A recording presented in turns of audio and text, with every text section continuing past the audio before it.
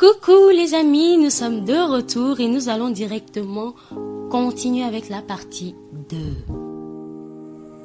Tout de suite, la rubrique feuilleton. Piège du destin de Mister Yao Kumoji Midorun. Chapitre 7. Demain sera beau. Partie 2. Très tôt le matin, Maounion se réveille. Il va prendre son bain et revient s'asseoir dans son lit pour butiner ses pensées. Son hôte, après son réveil et son bain pris aussi, sort quant à lui au salon. Il vient se joindre à sa petite famille formée de sa femme Lucie, son fils aîné, Gentil, de l'âge de Maounion, étudiant sur le campus, et sa jeune fille de 14 ans, Amé, en classe de 3e, à table pour le petit déjeuner. Après s'être installé, il dit à sa femme: « Je suis rentré tard hier soir sous la pluie, mais vous dormiez déjà et je n'ai pas voulu te réveiller. » « Oh, j'espère que le voyage s'est bien passé tout de même. »« Oui, tout s'est bien passé, disons merci. Mais je n'étais pas seule la nuit à mon retour. »« Tu n'étais pas seule? Comment? » ?»« Je suis rentrée avec un jeune homme qui était sous la pluie et a sollicité mon aide. »« Qui est ce jeune homme? Et où est-il? » ?»« Comme je te l'ai dit tantôt, je l'ai vu sous la pluie grelottant de froid et il a sollicité mon aide, chose que je ne pouvais pas refuser. »« Je n'ai pas dit ça, Daddy. Où est-il? » Dans la chambre des visiteurs. « Qu'il vienne se joindre à nous pour le petit déjeuner. Comme ça, il nous dira qui il est. »« Oui, évidemment. Merci bien, chérie. » Il demande alors à son fils aîné d'aller appeler Maounion dans la chambre des invités. Gentil y va. Les deux jeunes hommes reviennent. Gentil s'assoit de nouveau à sa place, pendant que Maounion se tient debout timidement, tenant sa main au niveau du bas-ventre. « Mais viens t'asseoir, jeune homme. » lui demande l'homme qui envoie sa tasse à thé à la bouche. Maounion prend place aussi sur un siège autour de la table. Lucie le sert. Alors qu'ils prennent ensemble le petit déjeuner, l'homme lui demande: « Dis-moi, jeune homme, comment t'appelles-tu? »« Maounion, je m'appelle Maounion, patron. » Répond Maounion timidement. « Ok, Maounion. Que faisais-tu sous la pluie hier à cette heure de la nuit? »« Je n'avais nulle part où aller, patron, et c'est là que je passe mes nuits. »« Quoi? Tu passes tes nuits où? Où je t'ai vu là? Et c'est depuis quand? »« Depuis 2 mois déjà que j'ai quitté le village pour la ville. »« Depuis 2 mois? Et tu as quitté comme cela ton village pour venir à la capitale sans aucun repère pour t'exposer ensuite de la sorte? Tu viens de quel village? Et tes parents? »« Je viens d'Agbelouvé. Ma maman est au village. Quant à mon papa, je ne le connais même pas. Il est mort dans un accident de route quelques mois après ma naissance. »« Oh, désolé, jeune homme. » lui dit la femme touchée. « Merci, madame. Et pourquoi t'es-tu aventuré ainsi vers la capitale dans le vide? » poursuit l'homme. « J'ai eu mon bac cette année, mais je n'ai pas les moyens pour continuer mes études. Ma maman et moi vivons dans une précarité totale. Alors j'ai décidé de quitter le village pour venir me chercher en ville. »« Tu vis de quoi depuis ces 2 mois que tu es ici? »« Je fais du portefait les jours du marché. Je fais aussi aide-maçon si j'en trouve. Ou je vais aider les jardiniers pour pouvoir gagner de quoi me nourrir. »« Et que comptes-tu faire maintenant que tu as laissé les études? »« Travailler, patron. Je suis pour tout ce que je peux faire pour gagner ma vie et subvenir aux besoins de ma maman au village. » Durant toute cette conversation, le reste de la famille reste tendu. Chacun reste sans vivacité devant son plat. Ils sont abattus par les dires de Maounion et se déchirent seulement de regards sans vie. Lucie prend la parole et demande à Maounion, après quelques instants de silence, dans cette ambiance inepte, pouvant même laisser entendre les froufrous d'une mouche à 5 mètres près. « Et ta maman, tu as de ces nouvelles depuis que tu es ici? Non, madame. Aucune nouvelle d'elle et je ne sais pas comment elle va actuellement. C'est très triste, ton histoire là. Mais moi, je n'en reviens pas. L'homme pousse un profond soupir meurtrier et demande à sa femme. Lucie, comment penses-tu que nous puissions l'aider?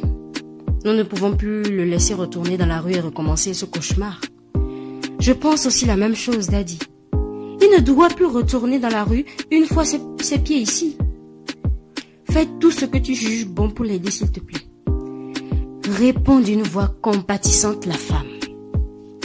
Maounion, tu restes ici avec nous en attendant.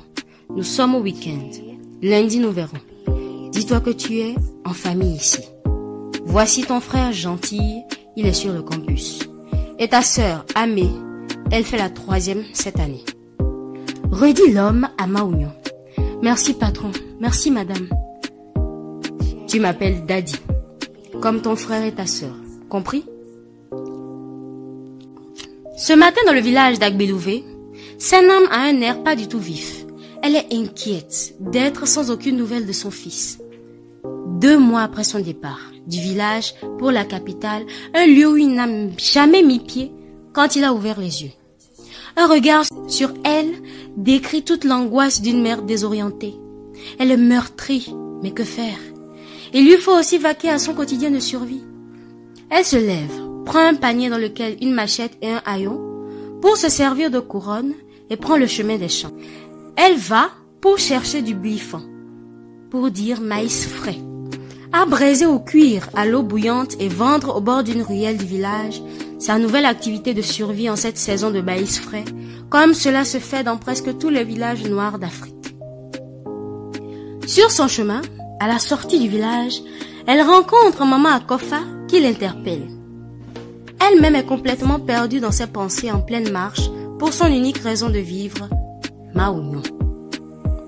Ah, maman Maounion, bonjour. On dirait que tu n'es pas dans ton assiette du tout ce matin. Oh, excuse-moi, maman Akofa. Comment tu vas? Répond-elle en s'éveillant pour s'arrêter. Je vais bien, ma sœur. Quant à toi, je n'ai plus besoin de te demander comment tu vas. Tu affiches tout de toi en même temps. Qu'est-ce qui ne va pas, maman Maounion? Sanam dans son air de meurtri. Rien. Je suis juste inquiète pour Maounion. Depuis 2 mois déjà qu'il est parti pour la ville.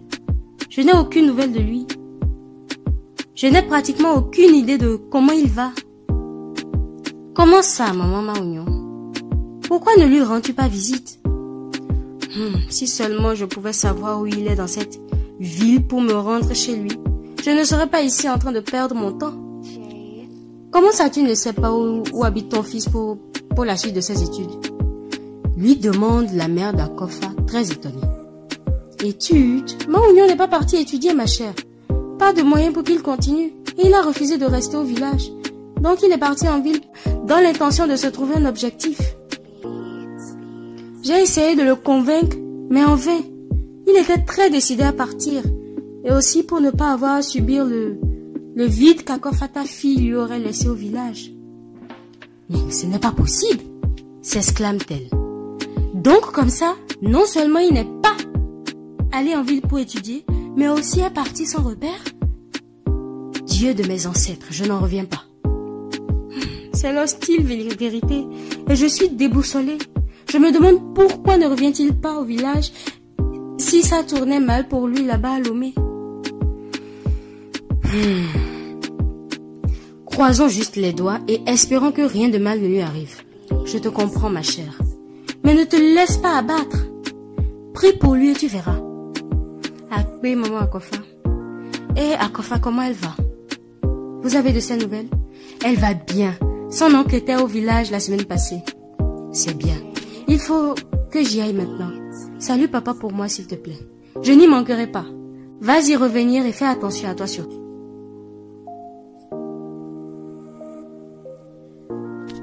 Et voilà, c'est fini pour aujourd'hui. Nous en avons terminé.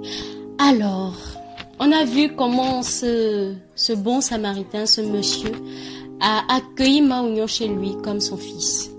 Vous, auriez-vous fait pareil? On a vu comment cette femme sa femme, Dame Lucie, a reçu cet enfant comme son enfant, vous, je parle aux femmes cette fois, auriez-vous fait pareil? N'auriez-vous pas eu une réticence à accueillir cet enfant chez vous? Surtout avec les préjugés qu'on a ici en Afrique. C'était mes questions de la journée ou de la soirée. Merci de me répondre. Nous attendons vos commentaires, vos critiques et vos suggestions s'il y en a au bas de la vidéo. C'était Sacha K pour le plaisir de votre écoute. Nous nous retrouvons demain pour de nouveaux épisodes ou un nouveau chapitre. Sur ce, je vous dis ciao ciao.